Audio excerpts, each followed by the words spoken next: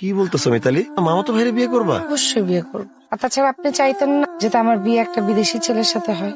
আপনার চাওয়াটা পূরণ হয়েছে। আমার মামাতো ভাই ইমরান বিদেশেই থাকে। বিয়ের 3 দিনের মাথায় আমি বিদেশ চলে যাবো তার সাথে। আপনি ভালো থাকবেন। আপনাদের যে বংশীয় ব্যবসা ঘটকালি, এটা মন দিয়ে করেন। ও, আগামী শুক্রবার আমার বিয়ে। আপনি কিন্তু খাইতে এসেন।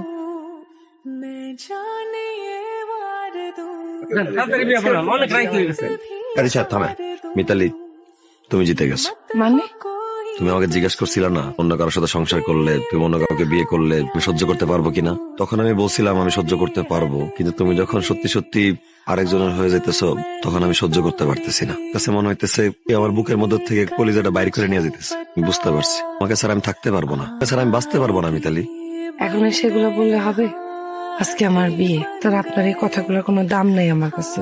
আমি তোমাকে অনেক ভালোবাসি, আমি তোমাকে বিয়ে করতে চাই। চাচা যান আপনার পায়ে পড়ি, মিতালির আপনি অন্য কোথাও বিয়ে দিয়েন না। তুমি তো কইছো বিয়ে করবা না মিতালিরে, এখন মিতালির বিয়ে ঠিক হয়েছে।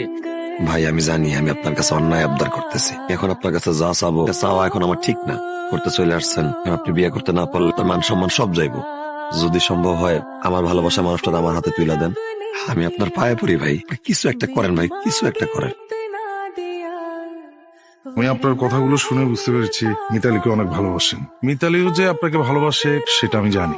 আমি আপনার আর মিতালির দুজনের প্রতি ভালোবাসাকে সম্মান করি, শ্রদ্ধা করি। আপনার মিতালি আপনারই থাকবে। মিতালি আসো, আপনার ভালোবাসার মানুষকে আমি আপনার হাতে তুলে দিলাম।